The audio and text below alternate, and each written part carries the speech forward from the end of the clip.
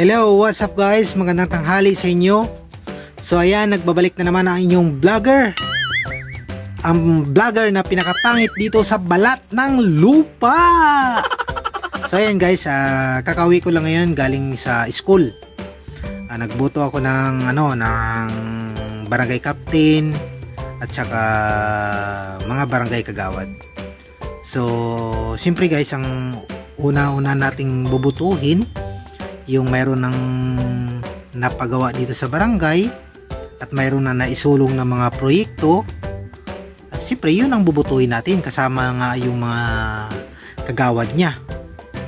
So guys, kaysa naman bubuto tayo sa hindi pa natin nakikita kung may pinagawa na dito sa atin, siyempre doon tayo sa yung napaayos niya na yung barangay, napalaki yung improvement ng barangay. So doon tayo.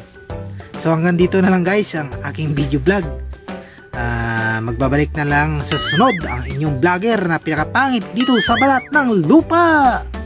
Sige, see you again. Bye-bye.